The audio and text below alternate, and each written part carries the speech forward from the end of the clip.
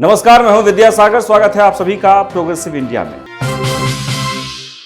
Progressive India में हम बात करेंगे कुछ नेशनल खबरों की, और सबसे पहले जो खबर है वो ये कि देश के लिए, समाज के लिए, उन प्रवासियों के लिए बहुत ही महत्वपूर्ण खबर आ रही है, वो है चुनाव आयोग से। जी हां, बहुत ही जल्द प्रवासी वोटर्स के लिए खुशखबरी आने वाली है। चुनाव आयोग एक बड़ी सुविधा मुहैया कराने जा रही है प्रवासी वोटर्स को। आपको बता दें कि आयोग ने प्रवासी वोटर्स के लिए रिमोट वोटिंग की सुविधा पर काम कर रही है। इसके जरिए वो वोटर्स जो अपना घर छोड़कर किसी और शहर में जाकर रह रहे हैं और वोटिंग के लिए वापस अपने घर नहीं जा पाते हैं, वो लोग रिमोट वोटिंग के जरिए वोट कर सकेंगे। और इसके लिए एक कमेटी का बहुत ही जल्द गठन किया जाएगा। वहीं राज्यसभा की 16 सीटों पर 10 जून को चुनाव होने हैं, जिसमें महाराष्ट्र की 6 राज्यसभा सीटों पर भी चुनाव है। इन चुनावों के चलते शिवसेना और बीजेपी के बीच शहमात का खेल जारी है। आपको बता दें कि 6 राज्यसभा सीटों पर 7 उम्मीदवार मैदान में हैं, जिसके चलते 6ठी सीट पर काबिज होने की जंग जारी है। इस बीच निर्दलीय और छोटे दलों की महत्वपूर्ण भूमिका मानी जा रही है। सभी की निगाहें असदुद्दीन ओवैसी की पार्टी ऑल इंडिया मजलिस-ए-इत्तेहाद उल मुस्लिमीन के 2 विधायकों पर है कि वो किसका समर्थन करेंगे। बीजेपी ने उत्तर प्रदेश सहित बिहार और महाराष्ट्र में विधान परिषद चुनाव के लिए उम्मीदवारों का ऐलान कर दिया है। बीजेपी ने यूपी की 9, महाराष्ट्र की 5 और बिहार की 2 सीटों पर उम्मीदवारों का ऐलान किया है।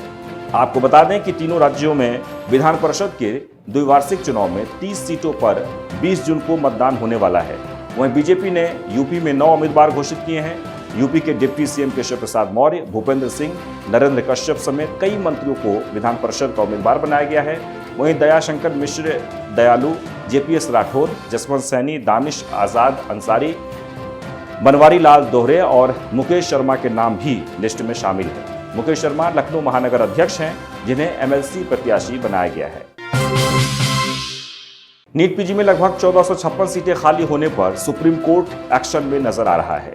शीर्ष अदालत के न्यायमूर्ति एमआर शाह और न्यायमूर्ति अनिरुद्ध बोस की अवकाशकालीन पीठ डॉक्टर अथर्व तुंगटकर की याचिका पर सुनवाई करते हुए नाराजगी व्यक्त की है और कहा कि जो नीट पास कर चुके हैं उन्हें अगर प्रवेश नहीं दिया जाता है तो वह आदेश पारित करेगा और उन्हें मुआवजा भी देगा। पीठ का कहना है कि एमसीसी और केंद्र सरकार छात्रों के लिए काउंसलिंग का माप अप राउंड आयोजित नहीं करके उनके भविष्य के साथ खिलवाड़ कर रहे हैं। शीर्ष अदालत ने संबंधित अधिकारियों को गुरुवार को अदालत में उपस्थित रहने का निर्देश दिया है। पीठ ने आगे कहा कि हमें डॉक्टरों की जरूरत है, कोई कारगर व्यवस्था क्यों नहीं है। वहीं सेना में भर्ती की तैयारियां कर रहे लोगों के लिए एक बड़ी खुशखबरी सामने आई है। भारतीय सेना के तीनों अंगों में अब भर्ती की नई प्रक्रिया लाने की तैयारी की जा रही है और ये भर्तियां 4 साल तक होंगी। इस प्रक्रिया को टूर ऑफ ड्यूटी नाम दिया जाएगा।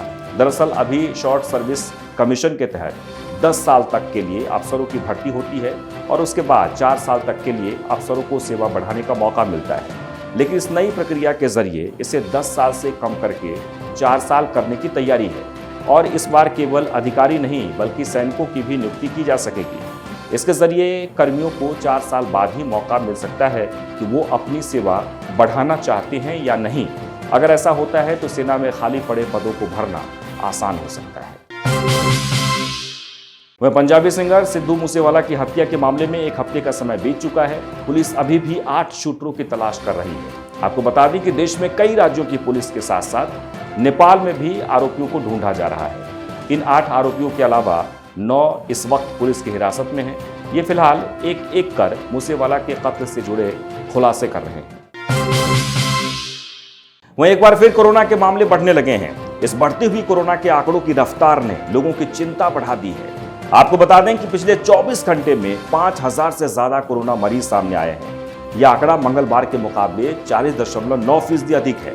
पिछले 24 घंटों में 1881 एक्टिव केस बढ़ गए हैं। कोरोना से 7 लोगों की जान भी चली गई है। फिलहाल भारत में कोरोना के एक्टिव केस की संख्या 28,857 है। जिन राज्यों में कोविड केस सबसे ज्यादा सामने आ रहे हैं उसमें महाराष्ट्र, केरल, दिल्ली, कर्नाटक और हरियाणा का नाम शामिल है। कुल नए केसों में सिर्फ महाराष्ट्र की हिस्सेदारी 35.94% है। देश में अब तक कोरोना की वजह से 5 लाख से ज्यादा मौतें हो चुकी हैं। वहीं दिल्ली के जामिया नगर इलाके में एक पार्किंग में आग लगने से दहशत फैल गई है। इस घटना में मेट्रो पार्किंग में खड़ी लगभग 100 गाड़ियां आग के चपेट में आ गई है। ये घटना जामिया मेट्रो स्टेशन पार्किंग के बगल में बने ई रिक्शा चार्जिंग स्टेशन की है, जहां ई रिक्शा चार्ज होती है। बताया जा रहा है कि बुधवार सुबह करीब 5 बजे ये आग लगी। सूचना मिलने पर जब तक फायर ब्रिगेड की गाड़ियां मौके पर पहुंची, तब तक आग काफी फैल चुकी थी।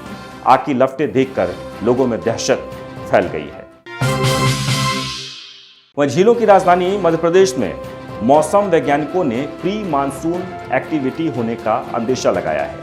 कहा जा रहा है कि 10 जून से इंदौर और नर्मदापुरम में प्री मानसून एक्टिविटी शुरू हो जाएगी। इंदौर में यहां खंडवा, बड़वानी, बुरहानपुर, धार जिले भी शामिल हैं। ग्वालियर, चंबल सागर और रीवा में लू चल रही है और भोपाल में ये एक्टिविटी 12 जून से होने लगेगी।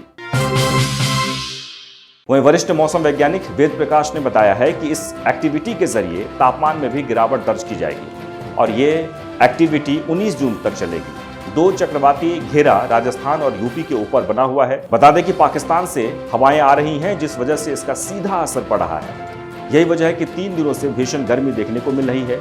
दिन और रात का पारा काफी ऊपर चला गया है। हर साल मध्य प्रदेश में 20 जून तक ही मानसून की एक्टिविटी दर्ज की जाती है।